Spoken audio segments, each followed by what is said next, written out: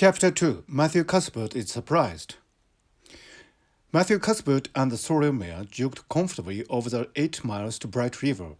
It was a pretty road, running along between snug farmsteads, with now and again a bit of balsamy firwood to drive through or follow, where wild plums hung out their filmy bloom.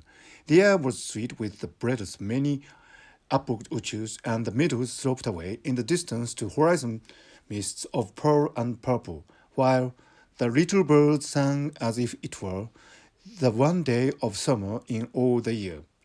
Matthew enjoyed the drive after his own fashion, except during the moment when he met women and had to nod to them, for in Prince Edward Island you are supposed to nod to all and sundry you meet on the road, whether you know them or not. Matthew dreaded all women except Maria and Mrs. Rachel. He had an uncomfortable feeling that the mysterious creatures were secretly laughing at him. He may have been quite right in thinking so, for he was an odd-looking personage with an ungainly figure and long iron-gray hair that touched his stooping shoulders, and a full soft brown beard which he had worn ever since he was 20. In fact, he had looked at 20 very much as he looked at 60, lacking a little of the greyness. When he reached Bright River, there was no sign of any train. He thought he was too early, so he tied his horse in the yard of the small Bright River Hotel and went over to the station house. The long platform was almost deserted, the only living creature in sight being a girl who was sitting on a pile of shingles at the extreme end. Matthew, barely noting that it was a girl, sidled past her as quickly as possible without looking at her. Had he looked, he could hardly have failed to notice the tense rigidity and expectation of her attitude and expression. She was sitting there waiting for something or somebody, and, since sitting and waiting was the only thing to do just then, she sat and waited with all her might and main. Matthew encountered the station master looking up the ticket office preparatory to going home for supper, and asked him if the 5:30 train would soon be along. "The 5:30 train has been in and gone half an hour ago," answered the brisk official. "But there was a passenger dropped off for you, a little girl. She's sitting out there on the singles. I asked her to go into the ladies' waiting room, but she informed me gravely that she preferred to stay outside. There was more scope for imagination, she said. She's a case, I should say." "I'm not expecting a girl," said Matthew blankly. "It's a boy I've come for. He should be here. Mr. Alexander Spencer was to bring him over from Nova Scotia for me." The station master whistled. "Guess that's some mistake," he said. "Mrs. Spencer came off the train with that girl and gave her into my church. Said you and your sister were adopting her from an orphan asylum, and that you'd be along for her presently. That's all I know about it, and I haven't got any more orphans concealed hereabouts." "I don't understand," said Matthew helplessly, wishing that Maria was at hand to cope with the situation. "Well, you'd better question the girl," said the station master carelessly. "I dare say she'll be able to explain. She's got a tongue of her own, that's certain. Maybe they were out of voice of the brand you wanted." He walked jauntily away, being hungry, and the uncomfortable Matthew was left to do that which was harder for him than birding a lion in its den. Walk up to a girl, a strange girl, an orphan girl, and demand of her why she wasn't a boy. Matthew groaned in spirit as he turned about and shuffled gently down the platform towards her. She had been watching him ever since he had passed her, and she had her eyes on him now. Matthew was not looking at her, and would have seen what she was really like if he had been. But an ordinary observer would have seen this. A child of about 11, garbed in a very short, very tight, very ugly dress of yellowish grey wincey. She wore a faded brown sailor hat, and beneath the hat, extending down her back, were 2 braids of very thick, decidedly red hair. Her face was small, white and thin, also much freckled. Her mouth was large, and so were her eyes, which looked green in some lights and moves and grey in others. So far, the ordinary observer, an extraordinary observer, might have seen that the chin was very pointed and pronounced, that the big eyes were full of spirit and vivacity, that the mouth was sweet-lipped and expressive, that the forehead was broad and full. In short, a discerning, extraordinary observer might have concluded that no commonplace soul inhabited the soul of this stray woman-child of whom shy Matthew Cuthbert was so ridiculously afraid. Matthew, however, was spared the ordeal of speaking first, for as soon as she concluded that he was coming to her, she stood up, grasping with one thin brown hand the handle of a shabby, old-fashioned carpet-bag. The other she held out to him. "I suppose you are Mr. Matthew Cuthbert of Green Gables?" she said in a peculiarly clear, sweet voice. "I am very glad to see you. I was beginning to be afraid you weren't coming for me, and I was imagining all the things that might have happened to prevent you. I have made up my mind that if you didn't come for me tonight, I'd go down the track to that big wild cherry tree at the bend and climb up into it, stay all night. I wouldn't be a bit afraid, and it would be lovely to sleep in a wild cherry tree all white with bloom in the moonshine, don't you think? You could imagine you were dwelling in marble halls, couldn't you? And I was quite sure you would come for me in the morning, if you didn't tonight."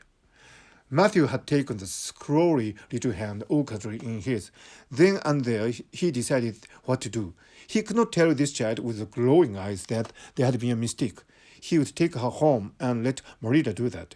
She couldn't be left at Bright River anyhow, no matter what mistake had been made, so all questions and explanations might as well be deferred until he was safely back at Green Gables.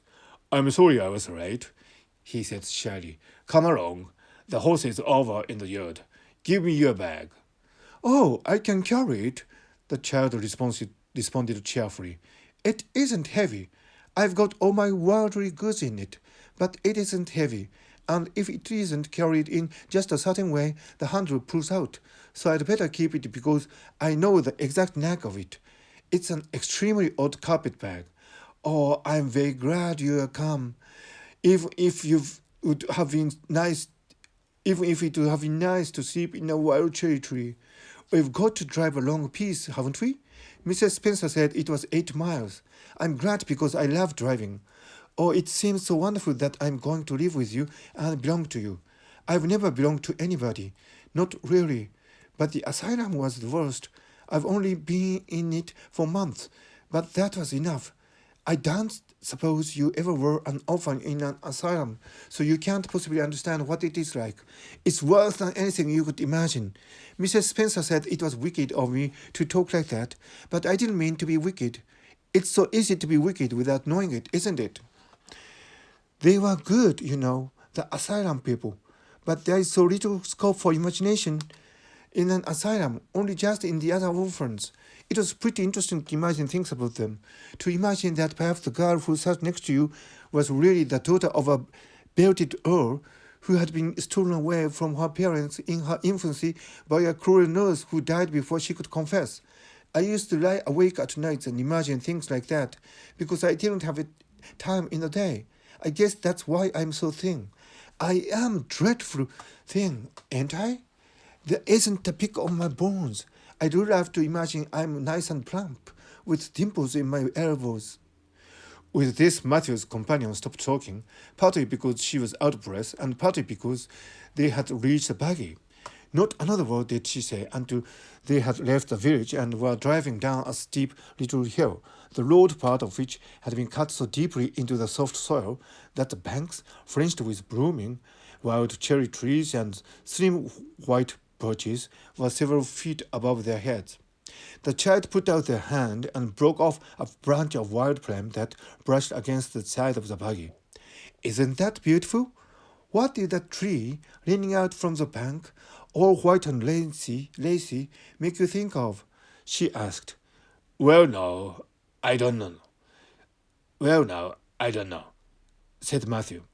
"Why, a bride, of course. A bride all in white with a lovely misty veil. I've never seen one, but I can imagine what she would look like. I don't ever expect to be a bride myself. I'm so homely nobody will ever want to marry me, unless it might be a foreign missionary." I suppose a foreign missionary mightn't be very particular, but I do hope that someday I shall have a white dress. That is my highest ideal of earthly bliss. I just love pretty clothes, and I've never had a pretty dress in my life that I can remember. But of course, it's all the more to look forward to it, isn't it? And then I can imagine that I'm dressed gorgeously. This morning when I left the asylum, I felt so ashamed because I had to wear this horrid old wincey dress. All the orphans had to wear them, you know. A merchant in Hopetown last summer donated 300 years of wincey to the asylum. Some people said it was because he couldn't sell it, but I'd rather believe that it was out of the kindness of his heart, wouldn't you? When we got on the train, I felt as if everybody must be looking at me and pitying me. But I just went to work and imagined that I had on the most beautiful pale blue silk dress, because when you are imagining, you might as well imagine something worthwhile, and a big hat, all flowers and nodding plumes, and a gold watch, and kid gloves and boots. I felt cheered up right away, and I enjoyed my trip to the island with all my might. I wasn't a bit sick coming over in the boat. Neither was Mrs. Spencer, although she generally is. She said she hadn't time to get sick, watching to see that I didn't fall overboard. She said she never saw the beat of me for prowling about. But if it kept her from being seasick, it's a mercy I did prowl, isn't it? And I wanted to see everything that was to be seen on that boat, because I didn't know whether I'd ever have another opportunity. Oh, there are a lot of more cherry trees all in bloom. This island is the bloomiest place. I just love it already. And I'm so glad I'm going to live here. I've always heard that Prince Edward Island was the prettiest place in the world, and I used to imagine I was living here, but I never really expected I would. It's delightful when your imaginations come true, isn't it? But those red roads are so funny. When we got into the train at Charlottetown and the red roads began to flash past, I asked Mrs. Spencer what made them red, and she said she didn't know, and for pity's sake not to ask her any more questions. She said I must have asked her 1,000 already. I suppose I had too, but how you going to find out about things if you don't ask questions? And what does make the roads red? Well, now, I don't know, said Matthew. Well, that's one of the things to find out sometime, isn't it? It's splendid to think of all the things that there are to find out about. It just makes me feel glad to be alive. It's such an interesting world. It wouldn't be half so interesting if we know all about everything, would it? There'd be no scope for imagination then, would it there? But am I talking too much? People are always telling me I do. Would you rather I didn't talk? If you say so, I'll stop. I can stop when I make up my mind to it, although it's difficult. Matthew, much to his own surprise, was enjoying himself. Like most quiet folks, he liked talkative people when they were willing to do the talking themselves and did not expect him to keep up his end of it. But he had never expected to enjoy the society of a little girl. Women were bad enough in O's conscience, but little girls were worse. He detested the way they had of sidling past him timidly, with sidewise glances, as if they expected him to gobble them up at a mouthful if they ventured to say a word.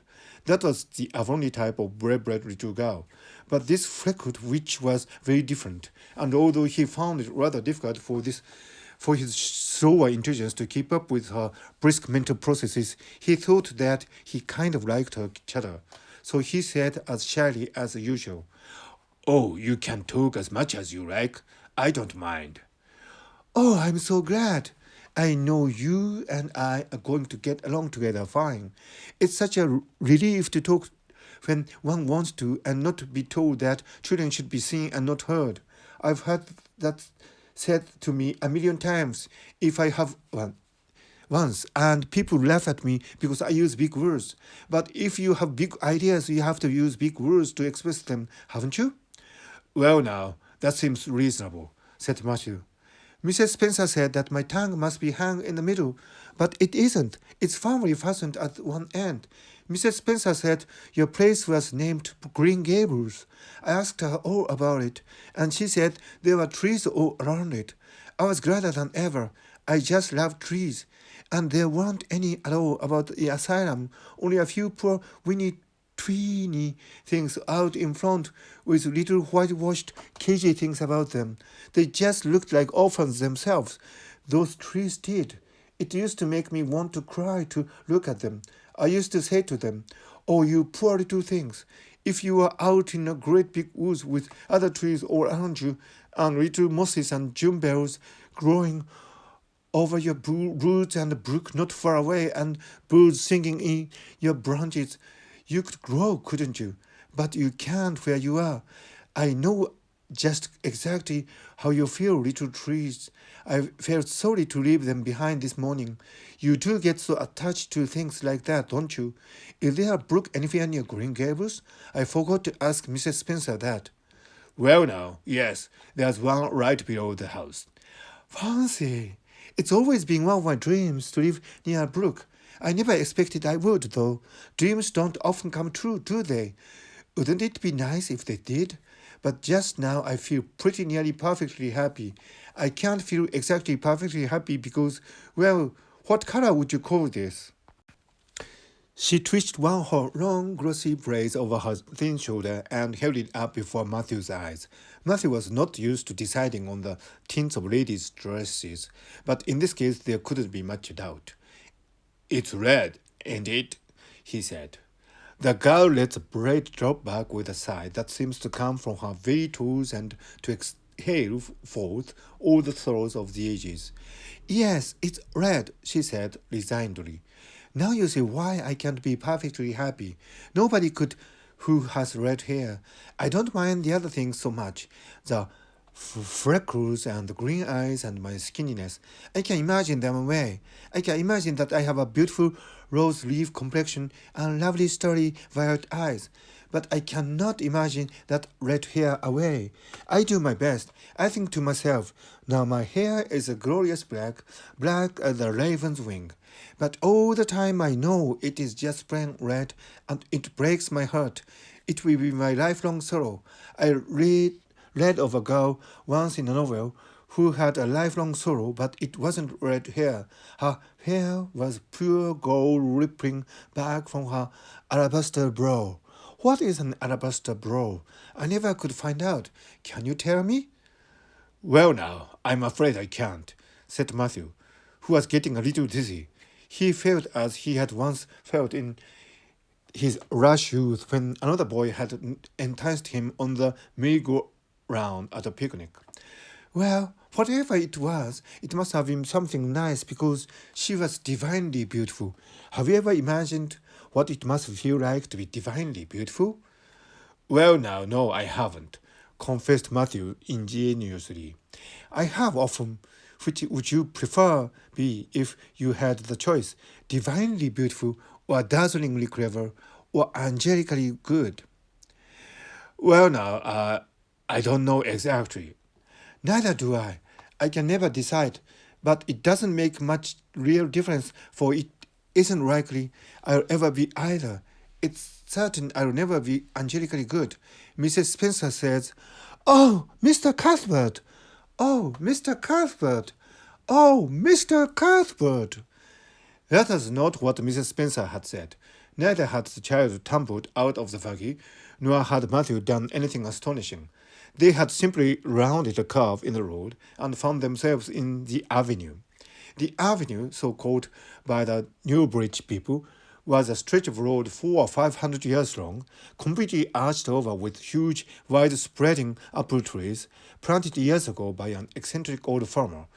Overhead was one long canopy of snowy, fragrant bloom.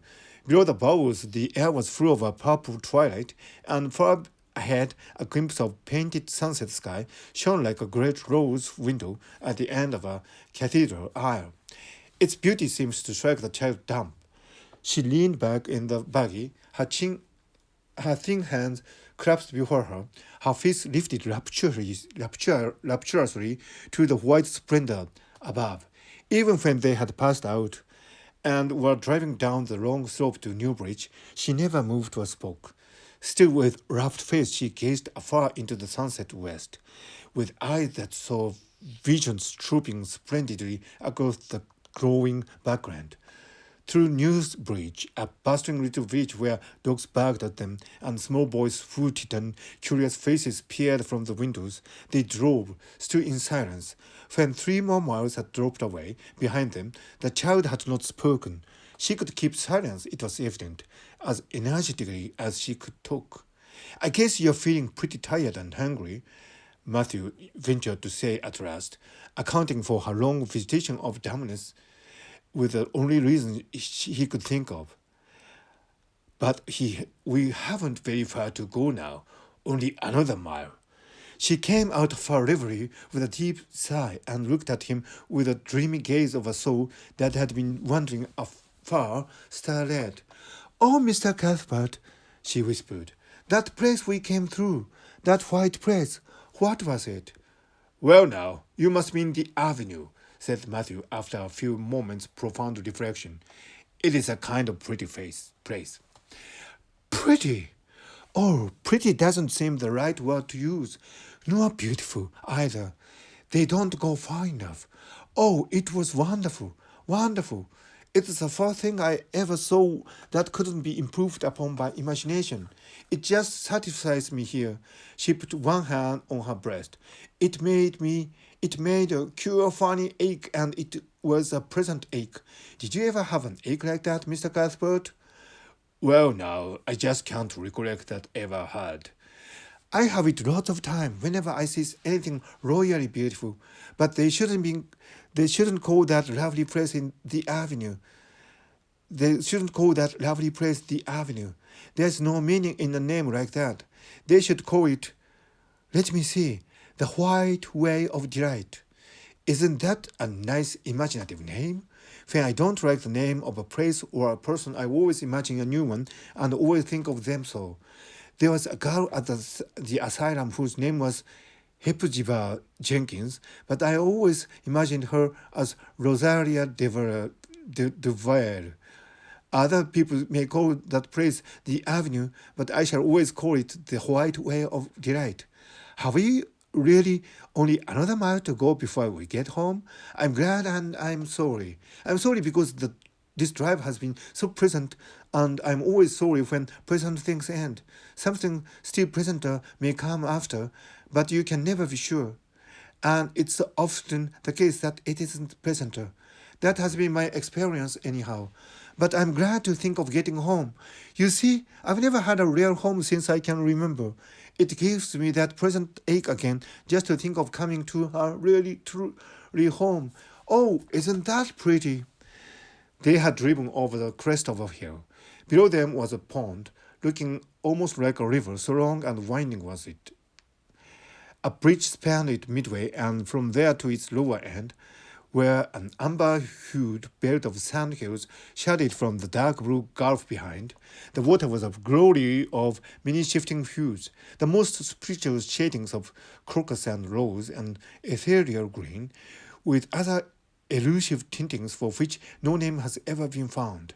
Above the bridge, the pond ran up into fringing groves of fir and maple and lay all darkly translucent in their wavering shadows. Here and there, a wild pram leaned out from the bank like a white-clad girl tiptoeing to her own reflection. From the marsh at the head of the pond came the clear, mournfully sweet chorus of the frogs.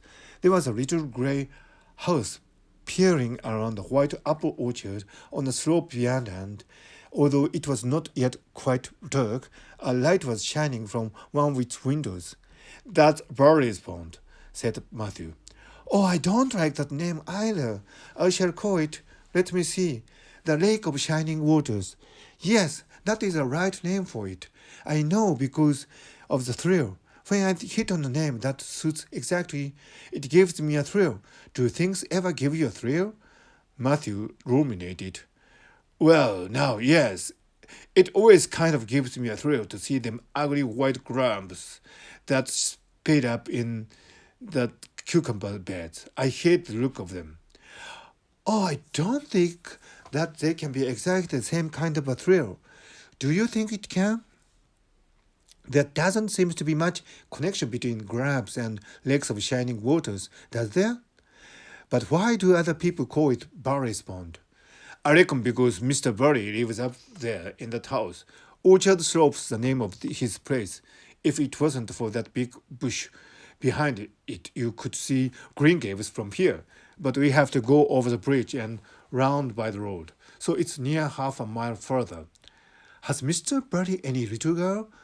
Well, not so very little either, about my size. He's got one about 11. Her name is Diana. Oh, with a long indrawing of breath. What a perfectly lovely name. Well now, I don't know. There's something dreadful, heathenish about it, seems to me.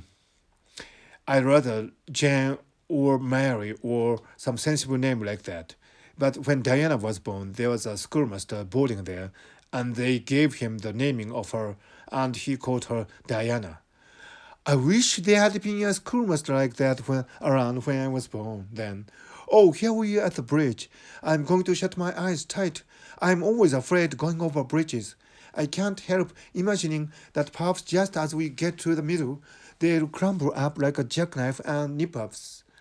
So I shut my eyes, but I always have to open them for all when I think we are getting near the muddle.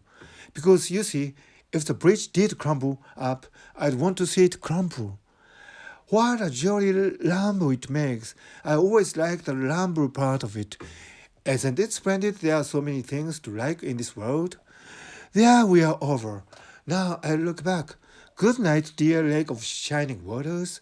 I always say good night to the things I love, just as I would to people. I think they like it. That water looks as if it was smiling at me. When they had driven up the further hill and around the corner, Matthew said, We are pretty near home now. That's Green Gables over. Oh, don't tell me, she interrupted breathlessly, catching at his partially raised arm and shutting her eyes that she might not see his gesture. Let me guess. I'm sure I'll guess right. She opened her eyes and looked about her. They were on the crest of a hill. The sun had set some time since, but the landscape was still clear in the mellow afterlight. To the west, a dark church spire rose up against the marigold sky. Below was a little valley, and beyond a long, gently rising slope, with snug farmsteads scattered along it. From one to another, their child's eyes darted, eager and wistful. At last they lingered on one way to the left, far back from the road, dimly white with blossoming trees and the twilight of the surrounding woods. Over it, in the stainless southwest sky, a great crystal white star was shining like a lamp of guidance and promise. That's it, isn't it? She said, pointing. Matthew slapped the reins on the sorrel's back delightedly. Well now, you've guessed it, but I reckon Mrs. Spencer described it so you could tell. No, she didn't. Really, she didn't. All she said might just as well have been about most of those other places. I hadn't any real idea what it looked like, but just as soon as I saw it, I felt it was home. Oh, it seems as if I must be in a dream. Do you know, my arm must be black and blue from the elbow up, for I've pinched myself so many times today. Every little while a horrible sickling feeling would come over me, and I'd be so afraid it was all a dream. Then I'd pinch myself to see if it was real, until suddenly I remembered that even supposing it was only a dream, I'd better go on dreaming as long as I could. So I stopped pinching. But it is real, and we are nearly home. With a sigh of rapture, she relapsed in silence. Matthew stirred uneasily. He felt glad that it would be Maria, and not he, who would have to tell this wife of the world that the home she longed for was not to be hers after all. They drove over Lynn's Hollow, where it was already quite dark, but not so dark that Mrs. Rachel could not see them from her window vantage, and up the hill and into the long lane of Green Gables. By the time they arrived at the house, Matthew was shrinking from the approaching revelation with an energy he did not understand. It was not of Marilla or himself he was thinking of the trouble this mistake was probably going to make for them, but of the child's disappointment. When he thought of that rapt light being quenched in her eyes, he had an uncomfortable feeling that he was going to assist at murdering